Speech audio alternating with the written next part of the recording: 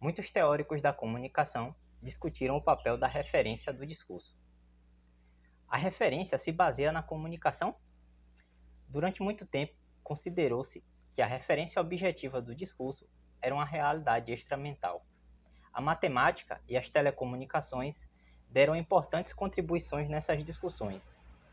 O referente da comunicação foi entendido como um ser objetivo dentro da relação emissor-receptor. O filósofo português Edmundo Balsemão Pires estabelece que uma atribuição de referência da linguagem não deveria ocorrer sem a definição de uma referência da comunicação.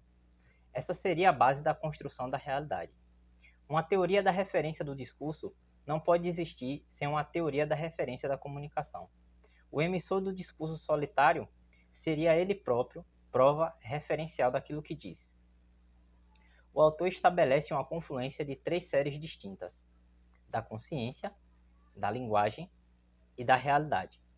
Os estudos tradicionais apontavam uma preocupação com a referência do discurso possuir adequação à realidade objetiva, ou seja, ser verdadeiro ou falso com base nessa adequação à realidade. A teoria da referência teria uma articulação obrigatória com a teoria do significado e com a teoria dos significados dentro de uma linguagem. A referência possuiria uma opacidade que não seria vencida nem pela quantificação. O autor do artigo cita os estudos do filósofo e lógico estadunidense Saul Aaron Kripke, abro aspas para Pires. Para S. Kripke, o uso de um nome próprio e a sua capacidade para referir não está na dependência do conhecimento de descrições sobre o objeto a que se refere o nome. Nem podemos, sem contradições lógicas, reduzir o nome a uma só descrição ou a um grupo, cluster, de descrições do objeto. Sendo assim, S. Kripke propõe que se compreenda o nome próprio a partir dos efeitos de um batismo inicial, numa dada série de comunicações sobre o nome e sobre os pressupostos de seu uso referencial, que em princípio é uma série indefinida de comunicações de falantes. Fecho aspas. A efetividade da referência não está diretamente relacionada com as definições do nome. Para Kripke, o nome próprio só faz referência a um objeto por meio do batismo inicial. De acordo com esse conceito, isso ocorre por meio da ostensión, quando o nome expõe um objeto, uma ligação direta entre nome e objeto. E segundo, por descrição fixadora, quando uma descrição fixa uma referência ao objeto. O batismo inicial não tem efeito permanente sobre o nome próprio. A descrição original deixa de ser a única possível referência ao objeto. Na comunicação, existe uma cadeia causal histórica. Existe uma transmissão da descrição ao longo do tempo, mas o seu uso depende de intencionalidade. Os nomes próprios possuem capacidade referencial na comunicação. Pires valoriza as cadeias comunicativas nesse proceso. Abro aspas. À luz do ensaio de S. A. Kripke, é possível concluir que a capacidade linguística para referir objetos ou pessoas em todos os mundos possíveis está dependente de uma determinada competência pragmática adquirida com a aprendizagem de determinadas cadeias comunicativas associadas a termos. Fecho aspas. Outra questão a ser analisada é a ligação entre a consciência, representação, e a linguagem, signo.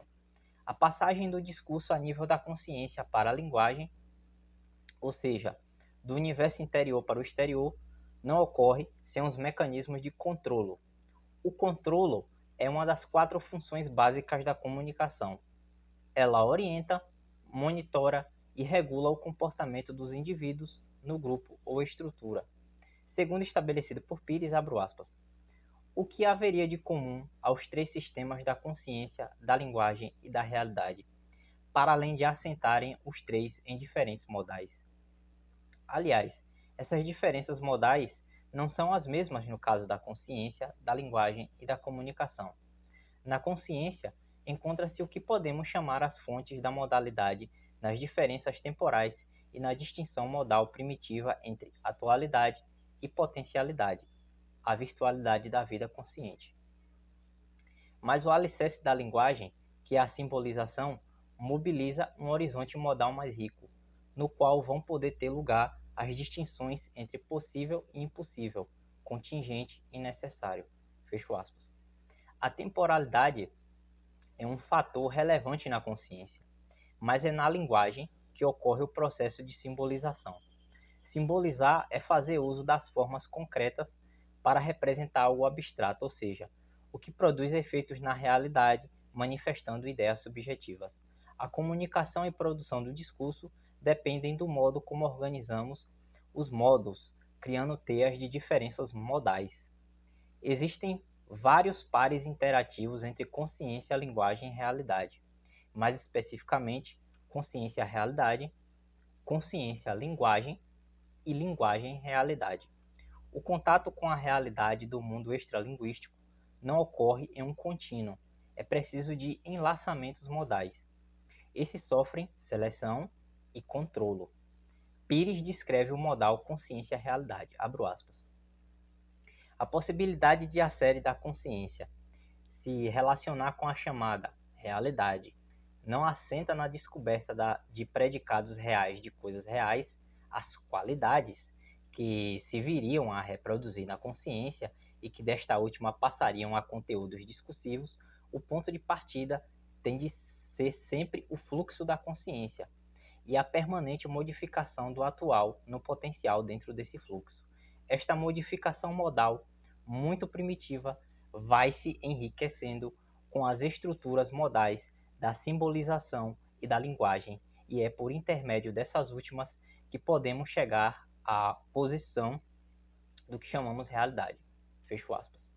A autoobservação da consciência faz com que as representações do modo de atualidade fiquem à frente do espaço não marcado das virtualidades, ou seja, o passado e o futuro. A consciência adquire densidade modal, efeito da objetivação da consciência. Ser consciente de qualquer coisa não sofre determinação do ser real, do ser possível ou do ser necessário, oriundo das representações sucedidas no tempo. Tá gostando do vídeo até aqui, pessoal? Se inscreva no canal, curta, comente, compartilhe para ajudar na divulgação. Olá a todos, eu sou o professor Caliel Alves, sejam muito bem-vindos a mais um vídeo desse canal. Gostaria de agradecer a todas as pessoas que se inscrevem, curtam, comentam e compartilham. E se você gosta de conteúdo de história e ciências humanas, então, por gentileza, esse é o seu lugar. Os efeitos de objetivação da consciência pela autoobservação geram identidades.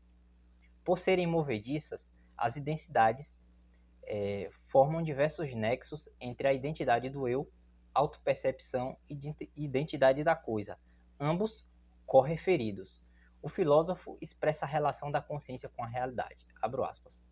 A forma como a consciência se reporta a representações a que depois atribuímos realidade em certas situações comunicativas supõe complexas modificações modais em que estão desde logo em jogo as fontes temporais da modalidade, a atualidade e a potencialidade, virtualidade. Fecho aspas. A linguagem não mantém contato com a consciência e a realidade ao mesmo tempo. A consciência produz referência por meio da percepção, autopercepção e variações temporais. O que há de comum entre os dois sistemas de referência é a seleção. A linguagem é simbolicamente condicionada, no caso da consciência, temporalmente. A virtualidade passa a ser atualidade e potencialidade na simbolização. Não há tradução exata entre o resultado da seleção da consciência e o da seleção da linguagem. O sistema de diferenças dentro da língua é o que caracteriza a autonomia da linguagem, como ponderou Pires, abro aspas. A relação entre consciência e linguagem e entre linguagem e realidade é efetivada graças a atos de seleção que tomam os produtos relativos de outros atos de seleção por referência. Mas essa relação não é fruto de uma transferência entre os três domínios. Fecho aspas. A articulação entre os modais pode ser denominada efeito de suplência modal. Existe uma reorganização modal dos elementos, e cada um deles passa a ser um correspondente virtual de si mesmo. A consciência pode ser o correspondente virtual da linguagem e a linguagem a atualidade da consciência, ou vice-versa. A relação entre linguagem e consciência é uma transmutação modal. Ambos os sistemas modais estimulam uns aos outros, aumentando seu escopo de seleção. A consciência assume uma forma de linguagem e a linguagem uma forma de consciência. A seleção realiza uma macrooperação. Ela distingue e marca a relevância, o tempo, a modalidade e a causalidade. O resultado da seleção é este: distinção, atribuição de relevância. Na questão da linguagem, o ator afirma, abro aspas. Já com a linguagem, é a seleção uma operação no plano modal propriamente dito, pois só com a simbolização é possível contrapor com caráter sistemático os modos da possibilidade e impossibilidade, da necessidade e da contingência. Fecho aspas. A realidade ou referência objetiva existe para um observador em duas condições: associar o real aos laços causais e, segundo, a possibilidade de submeter ao controle e retificação da construção de referências. A referência objetiva é algo que surge dos processos de controle e retificações do autocontrole, da consciência e das suas representações. Os mecanismos de controle existem na mesma proporção das relações sociais. Referenciando o psicólogo e psiquiatra alemão Karl Biller, a comunicação nasce da seleção, com relação interna a três outros processos seletivos: informação, transmissão e compreensão. A comunicação utiliza a consciência como médium, meio de passagem entre os diversos modais. Na comunicação, há um sistema que distingue o emissor e destinatário, além de pessoas e coisas, como sintetiza Pires, abro aspas. A referência é, em última análise, o produto evolutivo contingente de um enlaçamento de estruturas modais com as respectivas distinções, mas em que a comunicação dita a última palavra, pois só por ela alcançamos o nexo causal entre consciência e linguagem. Fecho aspas. Portanto, a comunicação é o nexo de causalidade entre os modais de consciência e da linguagem, que nasce dos processos de controle e seleção. Eu recomendo a vocês a leitura do texto original, não foi uma leitura muito fácil para mim, eu não sou da área da linguística e nem da filosofia. Tive algumas dificuldades para compreender, principalmente alguns trechos. Eu achei, e também o português de Portugal não ajuda. Esse texto ele foi apresentado como uma proposta teórica, então um texto muito exploratório, e é normal que esse tipo de texto tenha algumas limitações na sua apresentação, né?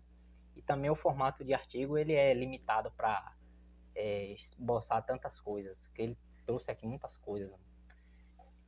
O artigo de base desse vídeo foi Condições de uma Teoria Comunicacional da Referência, do filósofo português Edmundo Balsemão Pires. Ele é graduado, mestre e doutor em filosofia pela Universidade de Coimbra, atua como professor no Departamento de Filosofia, Comunicação e Informação. Ele dedica-se aos estudos da filosofia política, teoria dos sistemas e filosofia da cultura. O artigo está presente na coletânea Teorias da Comunicação, e esse livro é organizado por José Manuel Santos e João Carlos Corrêa. Para quem acompanhou até o final do vídeo, deixa um like, comente, compartilhe. Gostaria de que vocês deixassem um comentário, né? Expressando o que é que vocês entenderam da comunicação, a relação com a referência, se ficou dúvidas, como é que a gente pode explorar isso em outros vídeos. Então, até o próximo.